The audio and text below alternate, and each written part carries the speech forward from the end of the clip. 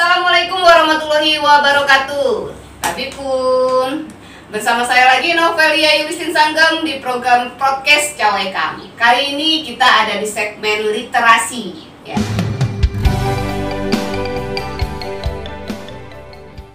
Ya, sudah hadir di studio kita seorang bapak yang gagah, sudah bapak-bapak ya, cuma saya panggil dia abang ya, Bang Andi Despiandi. Apa kabar Bang? Alhamdulillah, terima kasih ini Mbak Novel. Iya, gimana? Sudah diundang di Cawekam. Iya, sudah banyak sekali ingin dari awal ya pengen ngundang, cuma belum pas apa sih yang mau diundang ini, tema apa yang akan kita ambil Bang? Gimana? Sehat? Alhamdulillah. Sehat ya. Apa aktivitas? Aktivitasnya lebih banyak di rumah.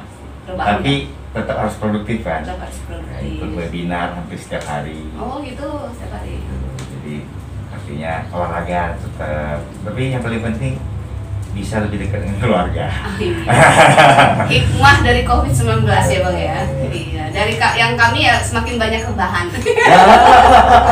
Iya, makanya muncullah podcast ini Bang. Iya. Terlalu banyak rebahan. Jadi kreatif. Jadi kreatif itu hikmahnya. Dan salah satunya adalah disiplin. Kita lebih disiplin soal kesehatan. Bang Andi Despiandi sudah menerbitkan buku dengan judul Jeda dan Secangkir Asa. Ini buku yang berapa Bang? Kalau buku ilmiah, textbook dan pokoknya yang ilmiah itu ada 8. Nah ini yang ke-9. Ini ke-9 ya? Yang kebetulan tidak ilmiah. Oh tidak ilmiah. Ini tapi bukan fiksi ya? Bukan fiksi juga. Jadi lebih ke apa nih Bang? Ini kebetulan isinya curahan hati ya? Curahan hati. Oh betul. Iya, curahan hati. Bahasa kerennya apa ya? Bahasa keren apa ya? Curcol. Curcol. Kalau kita bicara nih judulnya Jeda dan Secangkir Asa. Nah jeda itu pada saat saya banyak waktu lagi waktu luang, lagi ngelamun, lagi galau, lagi sedih, lagi apa, kemudian minum kopi atau minum teh, ya kan? Kemudian menuliskan sejumput asa dari beberapa apa istilahnya itu ya, fenomena yang terjadi di Indonesia yang di belakangan ini ya Bang ya. Kemudian saya tulis dalam sebuah bentuk opini dan saya kirim ke berbagai media massa. Oh, dikirim melalui media. Jadi ini isinya sebenarnya lebih banyak kepada opini-opini saya pribadi di berbagai massa, di berbagai media massa. Walaupun tidak semua loh. Oh, artinya ada beberapa rangkuman yang opini yang dibuat Abang sebelumnya di media massa ya. Ini terangkum di dalam buku ini. Terangkum. Tidak semua sih, cuma ada 70, kurang lebih sekitar 70 gitu. opini. Saya nulis mungkin sudah ratusan opini gitu ya, tapi yang hanya ada 70. Ada beberapa pilihan yang. Iya, buku ini ketika kita buka pertama kali yang dilihat adalah 2 buah syair atau puisi. Ternyata Bang Andi ini yang dikenal sebagai seorang akademisi, mungkin teoritis ya kan. Dan humornya juga bukan humor yang cablak ya, maksudnya ya standar humoris, bukan tipikal humoris, dan saya juga belum pernah mendengar beliau romantis saat ngobrol atau sentimental itu nggak pernah. Dan ternyata ini ada 2 puisi yang sangat menyentuh hati. Wah, ternyata Bang sentimental juga ya. Kayaknya bisa ngalahin SBG nih. Kalau itu kan pausnya. Oh iya. Coba nih Bang, kayaknya bisa di. Saya bacakan ya. Terima kasih nih Bang Novel. Jadi sebelum kata pengantar di buku saya ini, saya menulis ada 2 puisi. Ini sebenarnya ungkapan hati dari seorang Andi. Seorang warga negara yang begitu cinta dengan negerinya. Jadi dibuat pada saat saya lagi merenung di sebuah kota di Jakarta sebenarnya. Oh di Jakarta. Pada saat saya mau habis rapat segala macam, kemudian saya sebelum tidur, nggak bisa tidur, saya akhirnya minum kopi di di sudut taman sebuah penginapan gitu, dan ditemani singkong goreng. Ya kan, saya tulis ini. Judulnya adalah Secangkir Asa untuk Negeri. Sudah lama sepertinya aku duduk di pojokan kursi ini, ditemani sepiring singkong goreng kesukaanku dan secangkir kopi.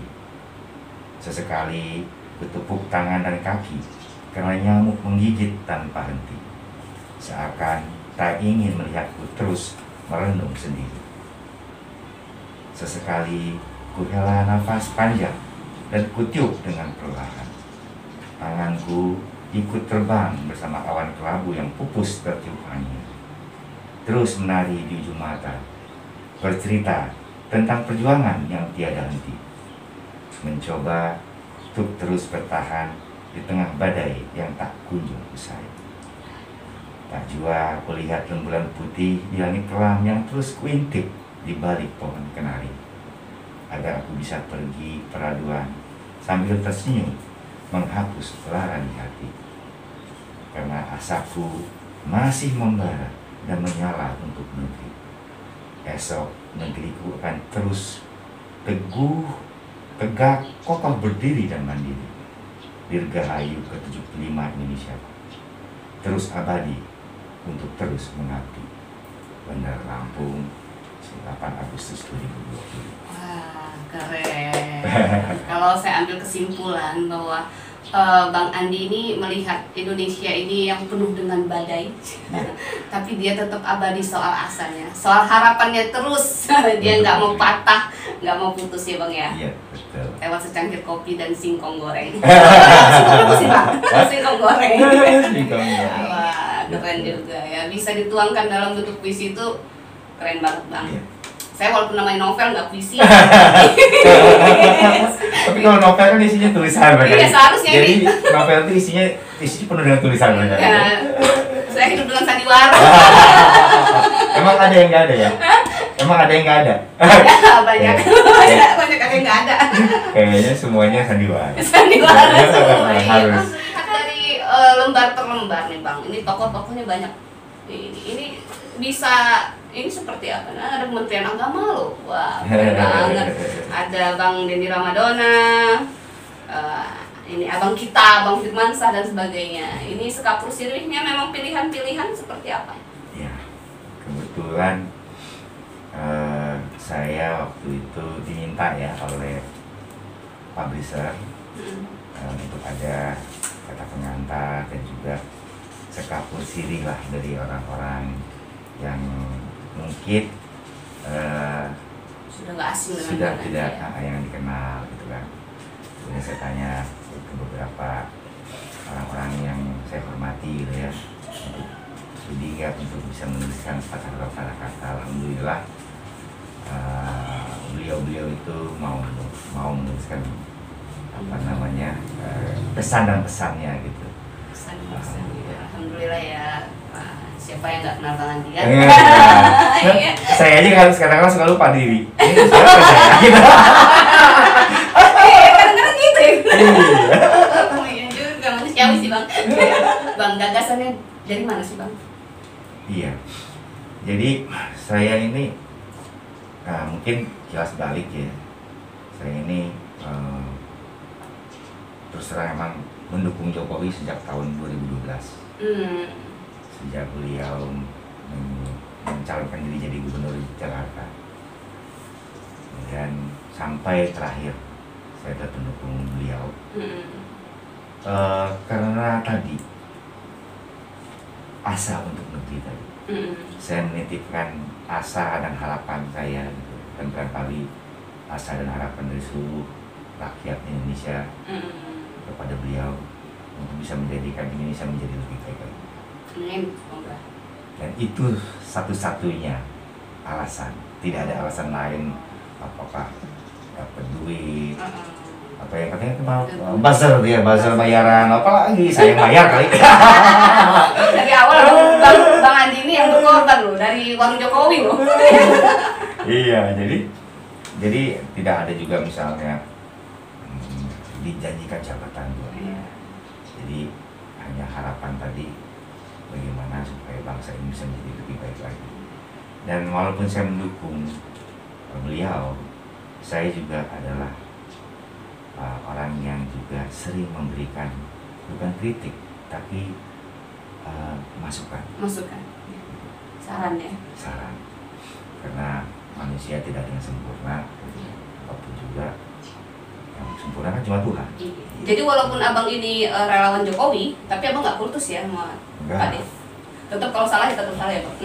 Tapi memang saya sampai sekarang saya melihat bahwa beliau tetap orang yang jujur, yang memang bekerja untuk rakyatnya, walaupun tidak sempurna, walaupun tidak mungkin 100% orang-orang yang di bawah beliau itu adalah orang-orang yang baik dan amanah, tapi setidaknya saya melihat beliau masih berbuat untuk bangsa dan negara. Artinya waktu yang pertama, lalu abang yang kedua juga abang tetap mendukung, ada progres ya Bang ya?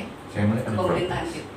Betul, itulah sebenarnya makanya apalagi kan saya nggak dibayar, keluar duit, mau keluar duit, keluar tenaga, keluar segala macam gitu ya. Untuk apa kita mendukung orang yang tidak sesuai dengan hati kita?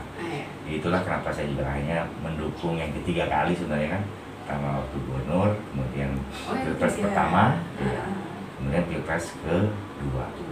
Di gubernur juga sama, kita bikin kaos segala macam gitu ya, waktu itu kumpulin duitnya untuk kita serahin ke itu.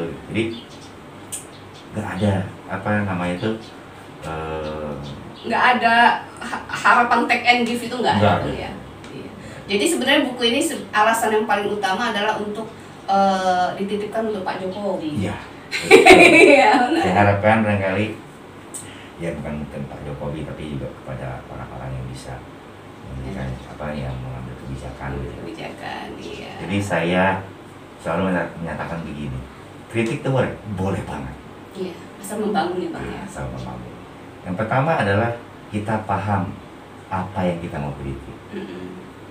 Jangan asal kritik, padahal yang dikritik nggak tahu apa. Kritik misalnya. Bahasanya juga nggak tahu. Undang-undang Cipta Kerja, pokoknya bahasanya apa itu yang nggak tahu. Nah, bingung kan? Iya. Nah, kemudian setelah itu yang kedua, tawarkan solusi. Iya, harus. Itu sebenarnya yang kritik itu gitu. Kalau semua orang nyalahin mah semua orang bisa. Tapi kalau salah mau benerin itu gimana? Nah, apalagi nyinyir gitu kan. Kalau itu kan kritik itu. Jadi sebenarnya di buku atau di opini-opini saya juga tidak ada kata-kata menyalahkan. Iya.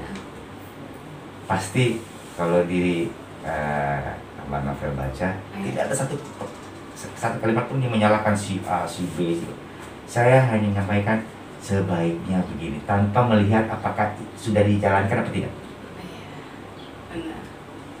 Jadi saya hanya menyampaikan kalau ini begini yang menurut saya loh, itu benar kan? Iya. Namanya opini kan? Nah, iya. Menurut saya, pandangan pribadi saya sebaiknya lakukan A, B, C dan sebagainya. Iya. Gitu. Jadi tidak menunjuk hidung orang atau menyalahkan, apalagi nyinyir, nggak ada. Jadi di sini juga ada solusi ya Bang ya, yang bisa Abang tawarkan dari harapan-harapan Abang. Buku ini kan ada 5 bagian ya Bang ya, kalau saya perhatikan itu. Nah, kalau bagian pertama ini kayaknya khusus untuk pusat ya Bang. Ya. Dan setiap subnya itu keren-keren banget judulnya. Keren-keren banget ya kan. Aduh, BUMN Systematic Management. Systemic Mismanagement. Oh iya, terus ada juga bom waktu Jiwasraya. Wah, yang ada lagi sebenarnya banyak bagus-bagus banget sih. Tapi yang ada beberapa lah ya, karena panjang banget mau dia. PLN of PLN. Ada lagi nih yang keren nih. Ini biasanya orang-orang tertentu dan paham-paham tertentu yang mengerti. Desa mengepung kota. Wah, ini biasanya sih ya agak-agak miring-miring ke sini ya, sebelah sini nih. Desa mengepung kota ini kan. Terus JK apakah masih diperlukan? Wah, ini pedes banget kalau ini. Ini ceritain dikit Bang untuk bagian pertama Bang. Ya, jadi kalau di bagian pertama ini saya lebih banyak kepada kebijakan nasional gitu ya. Jadi isu-isu masalah ekonomi dan pendidikan sebenarnya. Jadi masalah BUMN, masalah ya lebih di sini kok kita lihat sih lebih banyak ke BUMN. Yeah. Nah, kenapa saya dalam tanda kutip lebih menyoroti BUMN? Karena saya melihat barangkali sebelumnya sudah ada perbaikan, tapi kok tidak kurang signifikan kalau menurut saya mungkin salah. Kemudian bahwa BUMN itu memiliki aset yang luar biasa, 4 kali lipat daripada APBN kita, sekitar 8.000 triliun lebih asetnya. 4 kali lipat. 8.000 triliun lebih asetnya, tapi saya masih melihat kurang signifikan dalam mendukung perekonomian nasional. Nah, seharusnya BUMN itu bisa menjadi katalisator ekonomi. Kalau kita bisa katalisator itu yang menghantarkan perkembangan ekonomi. Kenapa? Karena memiliki resource yang luar biasa. Dia harus bisa menjadi katalisator ekonomi bagi sektor-sektor ekonomi lainnya. Contohnya UMKM, kemudian BUMDes, perusahaan swasta dan sebagainya. Dia harus bisa menjadi katalisator. Kemudian dia harus bisa mampu menjadi buffer ekonomi. Apabila ekonomi sebuah negara itu dihantam krisis, dia harus mampu meredamnya. Gitu. Kemudian dia harus bisa mampu menjadi dinamisator. Dia harus bisa menjadi yang mampu menggerakkan roda ekonomi secara masif karena memiliki resource yang luar biasa. Nah, saya melihat itu yang masih kurang, sehingga saya menulis beberapa tulisan lebih kepada strategic management seperti itu. Memang seharusnya BUMN itu dimanage. Jadi kemudian juga konsep manajemen apa yang harus dilakukan. Dan saya juga mengapresiasi misalnya seperti Pak Erick Thohir dan sebelumnya yang sudah melakukan restrukturisasi gitu ya. Tapi saya melihat bahwa jangan hanya restruktur permukaannya saja, tapi ada hal-hal lain yang sebenarnya lebih esensi yang harus dilakukan.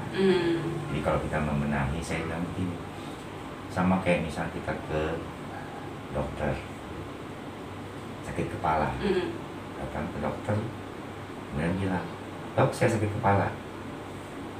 "Oh, bagaimana sakit kepalanya?" "Iya, kalau ini suka pusing." "Oh, itu kamu mungkin karena terlalu tua." Gitu kan. Ini cukup misalnya Panadol aja gitu kan. Nah, mungkin iya Panadolnya pada waktu itu diminum baik, tapi besoknya dia sakit lagi. Karena kita tidak pernah melakukan evaluasi secara menyeluruh. Jadi holistic manajemen dalam pembenahan BUMN ataupun institusi, bukan hanya BUMN sebenarnya, baik itu government maupun juga swasta harus lakukan. Jadi di sini ada beberapa yang saya tulis juga, termasuk juga misalnya masalah Jiwasraya dan semua ya, jadi PLN dan sebagainya, tanpa bermaksud menggurui ya, atau mengatakan bahwa saya itu benar gitu kan, nggak ada yang benar gitu kan, namanya opini ya. Jadi itu saya melihat macam-macam dari sektor pariwisata juga, BUMDes juga, saya juga lihat kemudian juga masalah 4.0 sekarang lagi top nih kan, digital ekonomi saya juga membahas gitu kan. Jadi termasuk juga masalah-masalah di pendidikan. Jadi itu. Ini keren juga nih Bang, ada babak baru perang dagang Amerika vs China.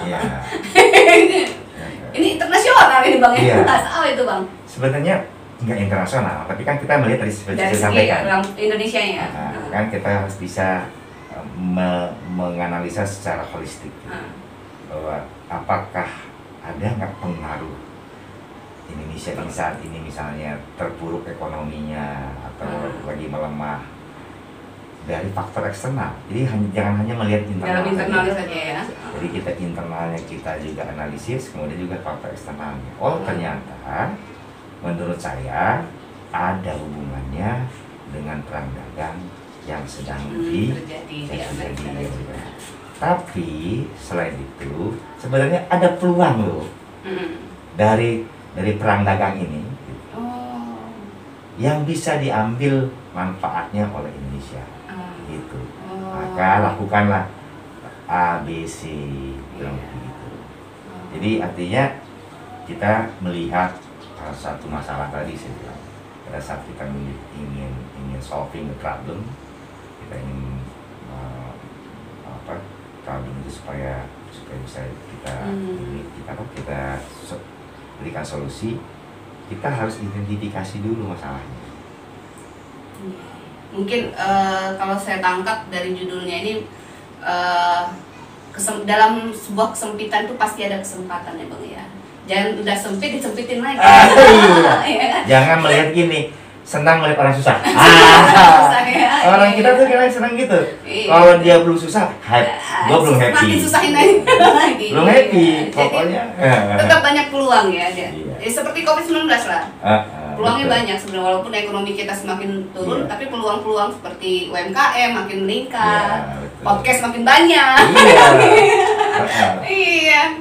Jadi barangkali mungkin kita suka lupa gitu ya, bahwa sebuah ide itu muncul dari sebuah masalah. Dari sebuah masalah. Iya. Jadi kalau kita melihat sebuah masalah itu hanya dari sisi negatifnya saja, kita akan terus menjadi manusia yang nggak maju. Merugi. Ya, tidak maju. Iya. Indonesia jangan seperti itu. Ya, amin. Itulah harapannya Bang Andi maksudnya. Nah, baru kita ngomongin membangun jalan demokrasi. Ini kayaknya terkhusus untuk Lampung ya Bang. Ya, ini lebih sebenarnya boleh dibilang Lampung, tapi juga sebenarnya untuk Indonesia. Karena potret dari politik Lampung ini, ini sebenarnya boleh dibilang bahwa petanya itu mirip dengan Indonesia. Jadi bagaimana sebuah demokrasi itu dirancang, dijalankan dan diawasi dengan baik. Pahit itu gimana sih Bang? Pahit itu gimana? Pahitnya, ya tadi kita sempat ngobrol sedikit ya, masalah pragmatisme. Memang betul bahwa termasuk saya Pak. Memang betul sebenarnya pernah ada pepatah zaman dahulu, tidak ada makan siang yang gratis. Itu di mana saja. Di mana saja. Tidak ada makan yang gratis. Tidak ada makan yang gratis. Kecuali di rumah orang tua. Tapi orang tua yang bayar. Ya kan, betul nggak? Tetap belinya di warung. Tetap beli juga, gitu pakai duit.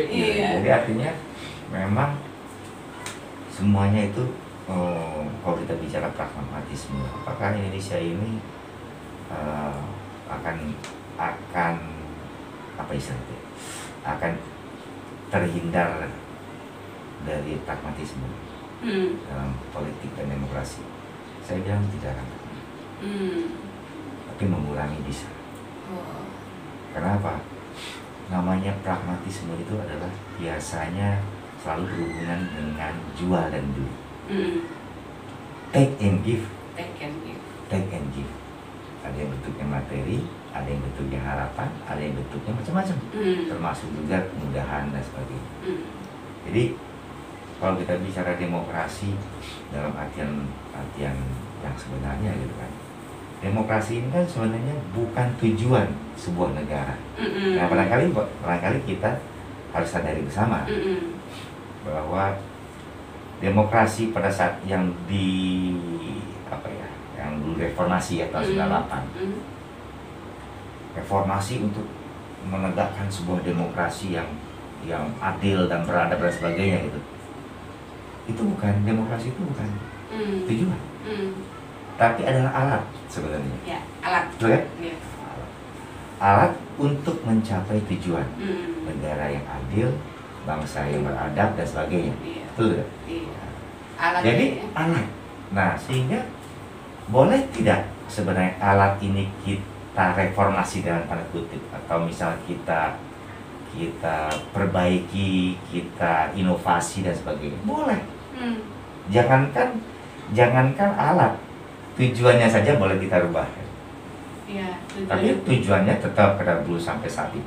Sejak negara ini berdiri sampai saat ini, tujuan dari negara Indonesia ini, berdirinya negara Indonesia ini belum kita capai. Artinya barangkali alatnya yang harus, caranya yang harus diperbaiki. Diperbaiki barangkali gitu. Misalnya bisa kayaknya. Dirubah belum, masih masa mau balik lagi ke zaman dahulu kan?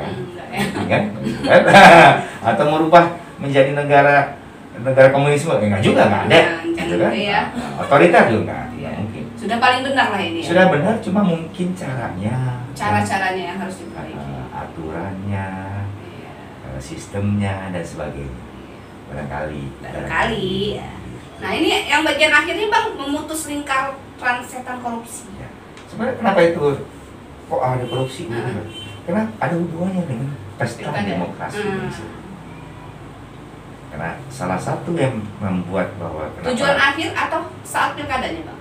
Kenapa? Lingkaran setan korupsi. Lingkaran setan korupsi dari awal sampai akhir. Sampai ada kemenangan itu Bang. Sampai ada berulang lagi pilkada menuju pilkada atau pemilu begitu lagi. Begitu lagi ya. Nggak putus artinya lingkaran itu. Jadi muter-muter gitu aja. Jadi bagaimana? Nah, itu tadi. Baca bukunya. Gitu. Nanti kalau cara dapetin nanti kita bagian akhir. Ketiga Bang, ini kayaknya melihat potensi yang ada di Lampung. Apa aja nih Bang yang Abang? Ya, ini emang khusus karena terus terang aja saya jarang sekali menulis masalah Lampung. Kenapa? Saya itu agak santun. Saya tidak mau. Orangnya nggak enakan. Orangnya nggak enakan. Saya nggak mau nanti mencari musuh. Walaupun saya tahu barangkali itu benar, tapi barangkali itu benar menurut saya. Ya kan? Belum tentu menurut orang lain. Jadi saya lebih menghindari itu. Sehingga saya sangat jarang sekali menulis masalah Lampung fenomenanya, karena takut interpretasinya berbeda. Tapi saya lebih banyak bicara masalah yang umum saja.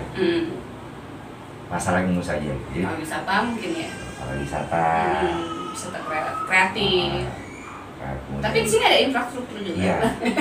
Tapi tidak masuk ke dalam banget ya Bang. Tidak masuk ke dalam banget. Tapi bagaimana seharusnya membangun sebuah konektivitas untuk tadi, untuk mencapai tujuan. Gitu. Jadi bukan menyalahkan. Iya. Bukan menyalahkan, jalannya rusak. Enggak, ngapain kita urusin? Tapi kita hanya menyampaikan sebuah hope, sebuah harapan. Kamu mau nggak masuk surga? Itu ceritanya nih. Ya. Kalau mau masuk surga, misalnya, ayo kita lakukan ini. Walaupun belum tentu kita masuk surga.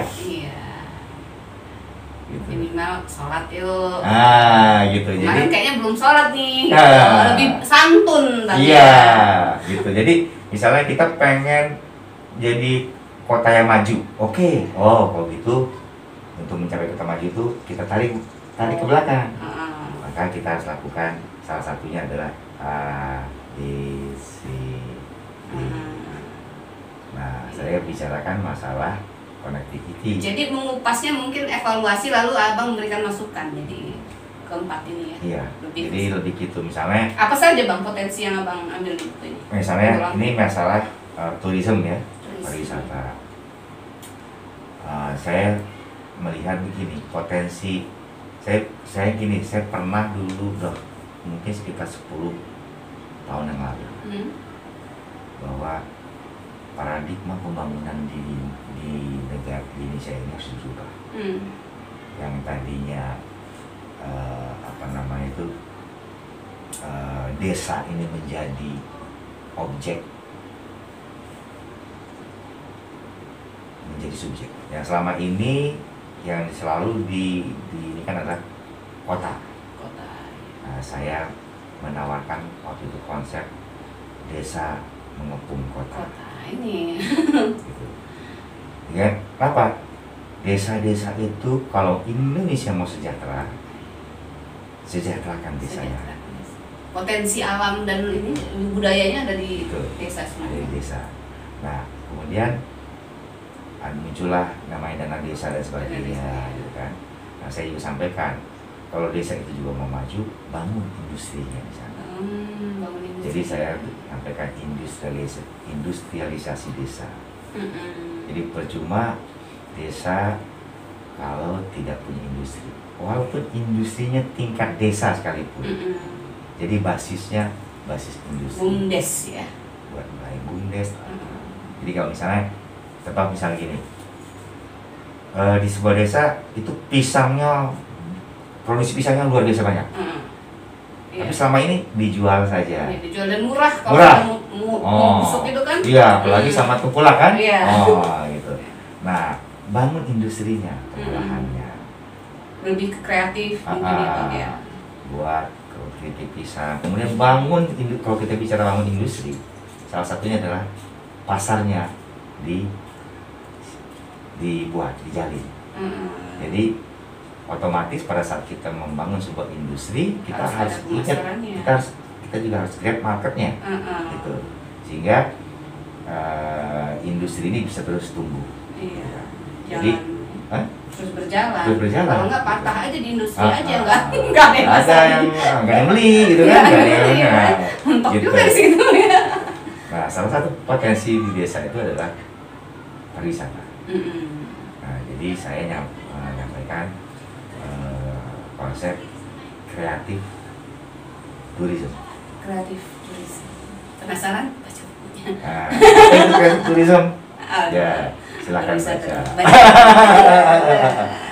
Nah, untuk bagian keempat, ini kayaknya merespon juga soal COVID-19 ya Bang ya, musibah. Apa yang Abang bicarakan dia?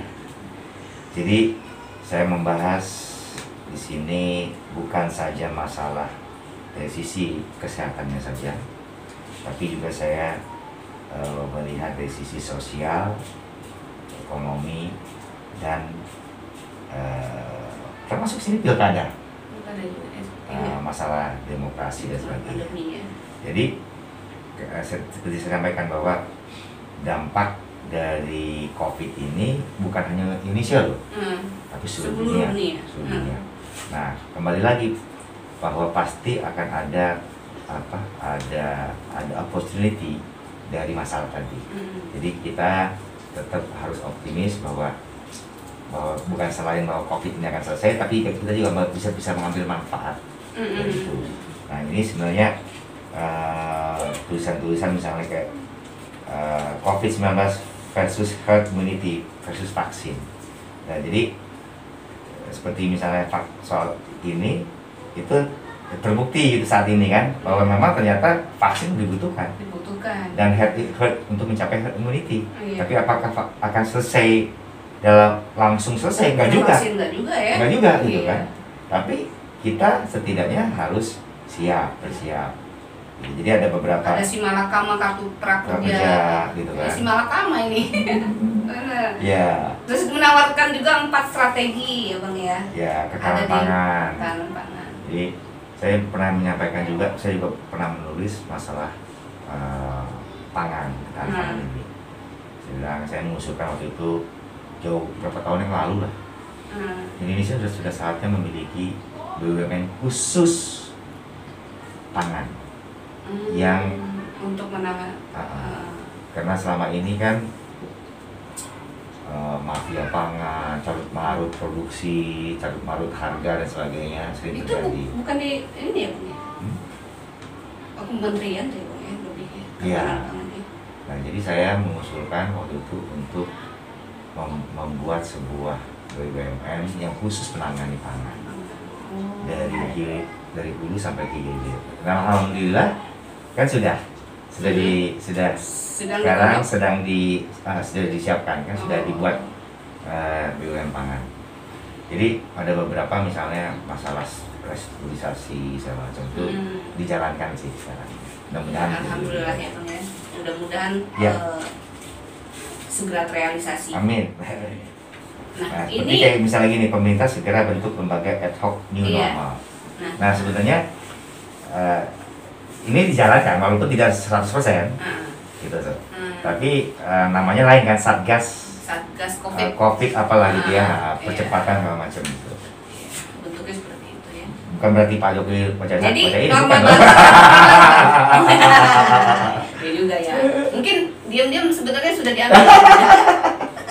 Ya kan abang ini tipikalnya bukan ini ya, maksudnya aku nggak perlu di depan, gue nggak perlu jadi komisaris, gue nggak perlu, tapi yang penting gue bisikin lah. Gue bisikin lah, jadi terima bisikan itu. Jalanin ya bang ya. Boro-boro. Diundang istana juga enggak, ketemu. Makanya kasih bukunya bang. Iya. Nah ini normal baru apa normal baru bang ya? Iya.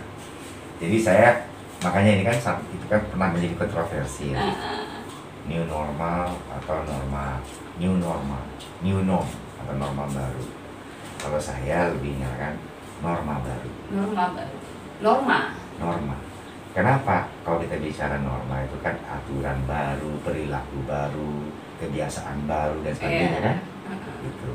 Karena orang sering nyalah artikan new normal. Sekarang ini new normal. Oh, udah normal gitu. Seolah-olah normal gitu. Padahal enggak. Jadi kita kan sebenarnya beradaptasi kebiasaan baru. Nah, jadi yang lebih cocok sebenarnya norma baru ya, bang ya. Aturan baru dalam kehidupan sehari-hari kita ya.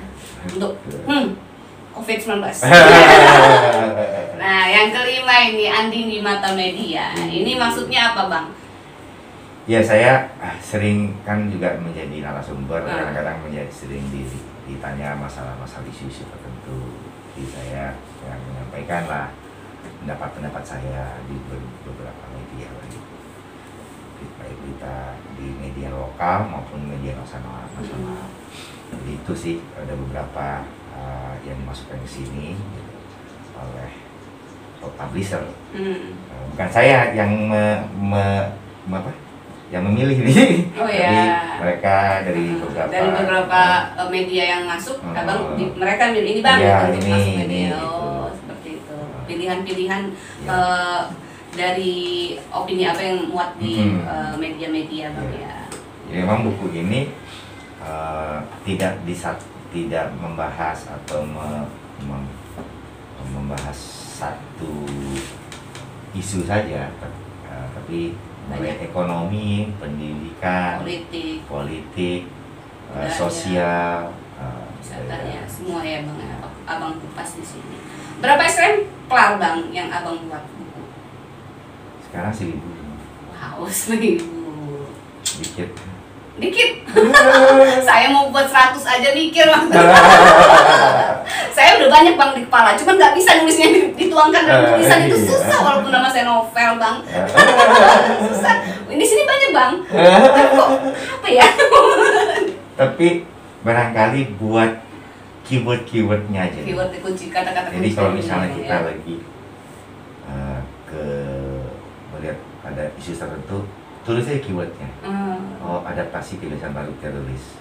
Kemudian apa? Jadi keywordnya aja dulu. Oh, ini bahwa prokes 5M. Nah, nanti setelah itu pada saat kita lagi ngelamun baru kita susun tiap kuncinya bang ya. Jadi gitu. Saya pernah udah lama ya saat kita bicara masalah pendidikan. Bahwa pendidikan Indonesia ini barangkali harus dilakukan reformasi total. Bahwa pendidikan itu outcome dan outputnya gitu, itu harus direvisi indikatornya.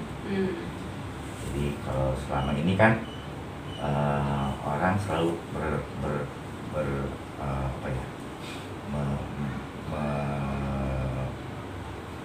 dalam pikirannya gitu ya, kalau kuliah IPK-nya, nilainya, gitu kan. Nah, ini yang barangkali harus dirubah. Nah, saya sampaikan juga bahwa ini sudah lama sebenarnya, bukan baru. Saya sampaikan 15 tahun yang lalu bahwa pendidikan Indonesia ini harus apa nama itu, luarannya gitu ya, bukan kompetensi. Itu yang bukan kompetensi. Kalau kita bicara kompetensi, selalu ukurannya rating nilai prestasi ya. Dan macam-macam lah prestasi dan sebagainya. Nah, sehingga kita melakukan segala cara untuk bisa menang. Padahal yang paling penting adalah bukan menangnya, tapi how, cara kita ikut bertanding, cara kita melakukan untuk menang. Nah, itu adanya di mana? Di karakter. Jadi karakter yang membentuk seseorang itu untuk bisa menjadi manusia yang seutuhnya, yang bisa memberikan manfaat bagi orang lain. Bukan nilai. Bukan angka ya, sorry. Dia misalnya dia dapat di ini ya 4.04 A semua. Apakah dengan nilai itu dia bisa memberikan bagus ya? Apakah dia bisa memberikan manfaat begitu sesamanya? Jangan-jangan dia ilmunya dibekap sendiri juga, nggak bermanfaat untuk orang banyak. Dia tidak membantu. Kemudian kepintarannya dia dilakukan untuk menipu orang lain, membohongi orang lain. Karakternya. Karakter. Bahwa itu yang harus diperkuat oleh bangsa ini. Pinter-pinter tapi nipu juga, rusak juga nanti. Percuma juga, nggak maju juga Indonesia, ya kan? Otaknya pinter-pinter nih yang ada di kanan kirinya Pade. Iya, betul. Tapi pinter kalau bahasa minteri. Jadi kalau misalnya kayak di luar negeri, gitu, kayak di Jepang, itu udah terjadi puluhan tahun yang lalu. Bahwa kalau di sana itu kita melamar pekerjaan, dia tidak akan tanya Anda lulusan universitas mana, berapa IPK-nya, dia tidak tanya. Dia akan, yang dia concernkan adalah karakter orang ini. Karena bagi mereka, orang yang sudah lulus, setidaknya dia punya IQ yang lumayan. Pasti ya. Kalau dia lulus pasti punya indeks prestasi ya, walaupun nggak tinggi banget pasti ada. Jadi menurut abang apa yang pertama bang? Karakter. Jujur ya? Atau? Jadi saya sampaikan begini. Saya dulu pernah ekstrim bilang ini. Indonesia ini nggak perlu ada ujian sampai umurnya 12 tahun. Sampai 12 tahun nggak perlu ada ujian. Jadi apa yang harus lakukan? Mulai dari dia mengenal baca, sampai di umur 12 itu sekitar kelas 6 ya, SD ya. Dia hanya dibimbing, dimotivasi untuk membentuk karakter dan minat bakatnya. Dan minat bakat, jadi minat bakat dan karakter. Jadi karakter yang jujur, toleran, kemudian menghormati orang tua, dia berbagi dan sebagainya. Diajarkan itu menjadi terbiasa. Bisa karena biasa, bisa karena biasa. Itu yang dari umur 0 sampai umur 12 tahun. Mungkin disitulah revolusi mental itu sebenarnya. Nah, itu yang harusnya revolusi mental. Kemudian juga itu kemudian minat bakat. Iya. Si anak ini umur 3 tahun senang boneka. Umur 6 tahun dia sedang main dokter-dokteran. Iya, dia belum ini. Kan? Betul nggak? Umur 9 tahun dia senang sama kapal terbang. Dioprak-aprek kapal terbangnya. Pas dia kuliah dia sastra. Iya. Ya kan? Nggak terjenjang ya akhirnya ya. Kenapa? Karena mereka itu masih dalam tahap mencari jati diri. Anak-anak ini dia senang itu biarkan saja. Kenapa? Karena dia lagi mencoba apa yang benar-benar dia sukai. Nah, itu kenapa saya bilang sampai umur 12 tahun, sah. ngapain dites. Kalau anak itu memang maunya senangnya main, senangnya berkreasi segala macam, biarkan saja. Biarkan saja. Nah, yang harus dievaluasi adalah tadi perilakunya. Jadi dia misalnya ternyata hari ini dia sudah mengambil makanan temannya tanpa izin. Dan sebagainya. Karena tadi saya bilang tadi bahwa biarkan saja anak-anak ini berkembang sesuai dengan apa yang diinginkan. Dan hal itu mungkin setelah masuk SMP atau SMA untuk ini nggak ada bully. Iya. Karena sudah terbangun karakter yang baik gitu ya Bang ya. Karena dia sudah diajarkan dari kecil untuk bisa berbuat baik, toleran dan sebagainya kepada teman-temannya. Makan berbagi. Ini kenapa kamu tidak bawa makanan? Ibu saya sakit ini. Oh ya udah, ini punya saya dibagi. Itu kayak gitu adalah karakter building. Nah, karena kalau karakter dibangun setelah dewasa itu biasanya karena benturan Bang. Karena kepaksa. Bentur dulu baru berubah. Jadi konon tuh untuk bisa membangun karakter seorang manusia butuh waktu 15 tahun. 15 tahun. 12 aja masih kurang. Makanya sampai umur SMP.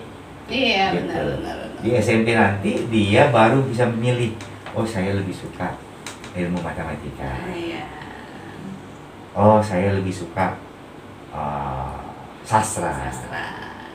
Dan sebagainya, seni dan sebagainya. Baru pilihan ujian itu Bang ya. Baru setelah itu, nah karena dia sudah mulai suka dan menentukan pilihannya, ya, dan menentukan masa depannya, maka untuk mencapai masa depan itu Anda perlu kompetensinya. Baru di situ kompetensinya jujur akhirnya kompetensinya, nggak lewat tikung-tikungan. Jadi dia benar-benar serius. Oh ya kan saya ini mau jadi seorang sastra, berarti saya harus belajar sastra sebaik-baiknya. Iya, kan kamu yang memilih, gitu kan? Nah, tapi dia lakukan dengan cara-cara yang jujur. Cara yang baik. Benar. Panjang kalau kita ngobrol dengan Bang Andi ini, sebenarnya banyak yang mau dibahas. Mungkin sahabat cowok Ekam di luar sana yang ingin mendapatkan buku ini gimana? Menemui Abang ke Dharma Jaya atau ya, ada di Gramedia? Ada di WA aja pesan. Ada di WA pesan. Kenapa belum masukin ke buku toko buku apa? Karena belum ada bedah buku, belum launching benar sebenarnya. Ya. COVID ini juga buat untuk bedah buku juga. Iya. Kalau lewat Zoom mungkin hanya orang-orang tertentu aja yang Bang ya. Tapi kalau bedah buku di offline. Kalau offline tuh apa Bang? Kalau di luar Bang? Di seminar atau outdoor itu banyak yang terbuka untuk umum juga bisa datang kan. Tapi kalau Zoom hanya orang yang kenal Bang Andi nanti. Dan juga kadang-kadang Zoom gitu kan. Zoom ikut Zoom. Tapi dia nggak dengerin. Fotonya doang. Sambil masak. Iya. Ketahuan ya Bang ya. Iya. Karena saya juga bikin dia. Jadi sahabat cewek kami yang penasaran dengan isi dari Jeda dan Secangkir Asa yang ditulis oleh Bang Andi bisa WA atau mungkin yang nggak tahu WA-nya bisa ke Dharma Jaya Bang ya. Ya Bang, untuk terakhir Bang berikan motivasi dong untuk masyarakat Lampung, Indonesia khususnya dan harapan-harapan yang bisa membuat kita lebih survive untuk bernegara. Bernegara. Jadi saya bilang begini kepada teman-teman semua, saudara-saudara saya gitu ya, bahwa Superman itu nggak ada. Superman itu hanya ada di buku cerita. Jadi kalau orang bilang bagaimana bisa memperbaiki negara ini? Yang bisa memperbaiki negara ini kita harus perlu Superman? Enggak bisa. Yang kita perlukan adalah super team. Tim yang super, yang bisa saling mengisi, saling berjibaku, saling bergotong royong, saling melengkapi. partner. Jadi jangan pernah kita kemudian merawat benih-benih kebencian, benih-benih permusuhan dan sebagainya, karena itu tidak akan pernah kita mempunyai seperti kalau kita di dalam sebuah negara, bahwa negara itu diisi oleh seluruh elemen bangsa yang harus bergandengan tangan. Nah, untuk menutup, saya ingin menyampaikan sebuah puisi. Puisi ini untuk diri saya sendiri, makanya judulnya Puisi untuk Diri Sendiri. Dan kali ini bisa menjadi bahan bagi kita semua untuk bisa merenung apa dan bagaimananya. Puisi untuk diri sendiri. Berlebihan membuat kita lupa diri dan membuat orang lain iri, bahkan dengki. Kekurangan membuat kita rendah diri dan kadang mencaci maki. Berlebihan sepatutnya membuat kita mawas diri dan menjaga hati. Kekurangan sepatutnya membuat kita termotivasi dan berbenah diri. Hidup bukan semata mengagungkan kelebihan ataupun meratapi kekurangan diri. Keangkuhan dan rendah diri membuat kita lupa bercermin dan mematut diri. Hidup adalah menjalani takdir dengan mensyukuri dan berbagi. Jangan pernah menyesali diri, karena hidup harus mengabdi. Mari kita bersatu dan bangkit untuk diri sendiri dan negeri ini. Karena Tuhan dan seluruh insani menanti kita untuk mengabdi dan menjadi manusia yang penuh arti. Wah, keren. Iya. 2017 ini ya Bang ya? Merinding. Ya, 2017 malah lebih belakang ya Bang ya? Wah, keren. Iya, kesimpulan yang bisa saya tangkap hari ini tentang buku dan harapan Bang Andi adalah jangan pernah mengharapkan Ratu Adil datang dari langit, kecuali dari diri kita sendiri untuk berbenah diri. Ya, itu mungkin saja Bang. Terima kasih sudah hadir di studio Cowok Ekam. Dengan kesederhanaan ini beliau mau hadir. Saya terima kasih loh udah diundang di Cowok Ekam. Dan maaf agak berat 3 kali loh ya. Iya, sibuk. Nggak sibuk juga, malah pengangguran. Aku sedang minta saya sepertinya. Kita sama-sama rebahan Bang. Ya. Terima kasih Bang sekali lagi. Semoga apa yang Abang lakukan terus mendapatkan berkah dari Allah Subhanahu Wa Taala, dan mungkin Insya Allah buku dan harapannya ini sampai ke Pak D Jokowi. Amin. Amin. Entah dari mana ya Bang ya. Sebenarnya ini bukan untuk Pak Jokowi, untuk kita semua. Iya, untuk Indonesia, tapi dititipkan hari ini karena Pak Jokowi kan. Ini dititipkan ke Pak Jokowi. Saya juga kalau ini ke Pak Jokowi baca, karena kalau saya sendiri nanti orang-orang banyak. Demo. Kalau ketemu Pak D, ajak saya ya. Iya, ini adalah cara santun seorang Bang Andi Desviandi untuk memberikan saran masukan untuk negeri ini. Ya Bang ya, nggak demo ya Bang ya? Enggak. Bukan Bang kayaknya. Ya, sekali lagi terima kasih Bang. Cukup sekian obrolan santai kita hari ini. Saya Novelia Yulsin Sanggem bersama Bang Andi Desviandi pamit undur diri. Wassalamualaikum warahmatullahi wabarakatuh. Waalaikumsalam.